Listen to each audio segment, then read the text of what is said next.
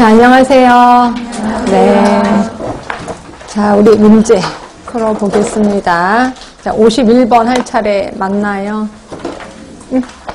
뭐, 어떤 거요? 프린트 아직 안 됐다고요? 저는 항상 세 번째 시간에 할게요.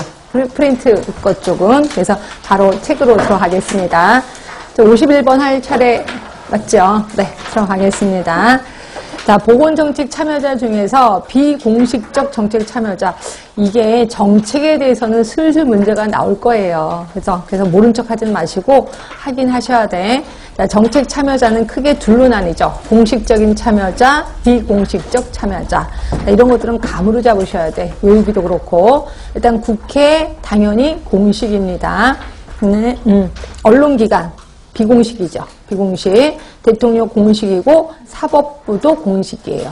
근데 비공식 중에서 언론기관이 되게 중요하다라고 표현했을 거예요. 왜냐하면 그 정책을 국민들한테 전달하는 역할을 하는 게 언론기관이거든요. 근데 제대로 전달해야 되는데 쓸데없는 추임새를 집어넣으면 큰일 나는 거죠. 그래서 요번에 정부가 이런 일을 한답니다. 세상에. 이런 말을 하면은 다음 분도 흥분하잖아요. 그래서 정확하게 전달해야 된다. 답은 2번이고요.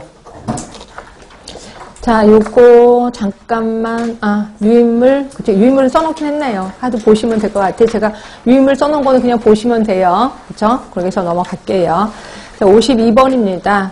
자, 요 기획 과정이 조금 문제가 많은 게 뭐냐면 솔직히 책마다 좀 달라요. 기획 과정이. 그쵸? 그러니까 여러분들이 간호관리에서 또 배우면 또 기획 과정이 또 다를 거예요. 그래서 그러면 이렇게 따로따로 외워야 되나요? 따로따로 외우셔야 돼요. 어떻게 할 수가 없어요. 왜냐면 간호관리 교수님이 지역사회 문제되고 이런 건 아니잖아요. 지역사회 교수님만이 지역사회 문제를 내기 때문에 과목마다 다 달라요. 그러니까 선생님들 이거 하실 때 간호관리는 이렇게 하는데 왜 여기선 일어나 이렇게 비교하지 마세요. 어떻게 할 수가 없습니다.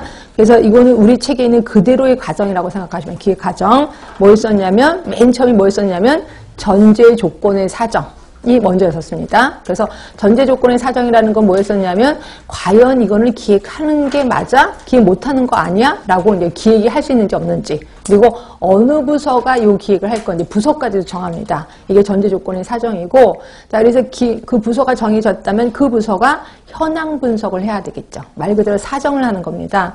그러고 나서 현황 분석을 하면 여러 가지 문제점들이 발견될 거고 그 문제점들에게 우선순위를 설정해야 되겠죠. 그래서 우선순위 설정을 하고 나면 그 다음부터는 이제 목표 설정하고 그다음에 기획을 짜는 거다 이렇게 보시면 돼. 그래서 여기서의 답은 3번이 됩니다. 그래서 혹시 모르실까봐 유인물에는 저번 주에 나눠드렸던 유인물에는 그거 다 써놨고요. 이거는 우리 이론서에도 그대로 있는 내용입니다. 그래서 전제 조건의 사정서부터 현황 분석 그래서 쭉 보면 있으실 거예요.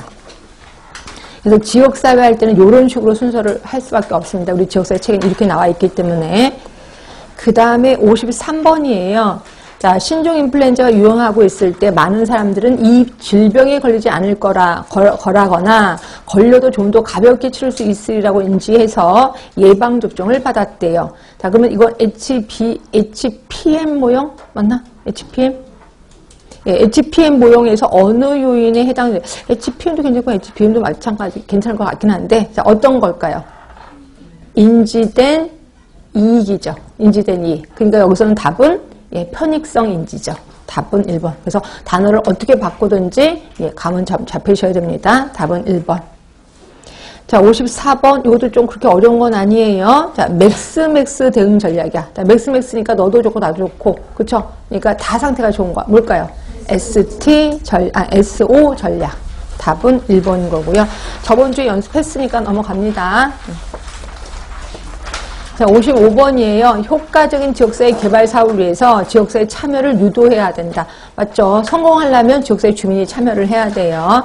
그러면 지역사회 주민이 참여한다는 것은 뭐를 뜻하느냐? 그러니까 개념적인 걸 묻고 있어요. 가장 지역사회 주민의 참여를 잘 설명하고 있는 건 뭐냐? 답은 몇 번이에요? 4번이에요. 그러니까 처음에 문제 발견해서 계획해서 집행평가까지 주민이 다 참여하는 거예요. 그거를 우리는 실질적인 지역 주민의 참여라고 표현하는 거고요. 답은 4번입니다. 자, 이게 참여에 대해서 예전에 처음에 최초에는 문제가 좀 많이 나왔거든요. 근데 계속해서 지금 문제가 안 나오고 있어요. 한번 언젠가는 나올 것 같아서 이거 좀 조금 집중을 하셔야 돼. 그래서 유의문을 잠깐 보시면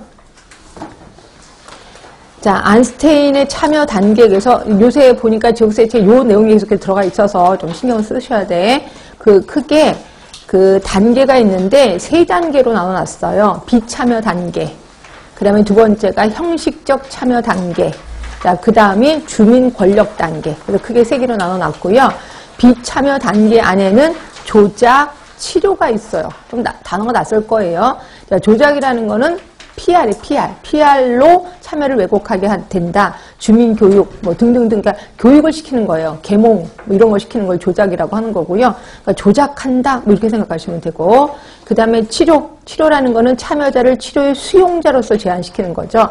결국 그냥 참여만 시키는 거예요. 그러니까 치료해준다. 의사가 환자를 치료해준 거. 이때 환자는 수동적인 참여겠죠. 이런 식으로 수동적으로 참여하는 게 치료, 그래서 조작 치료를 비참여 단계라고 하는 거고요. 형식적 참여는 정보 제공.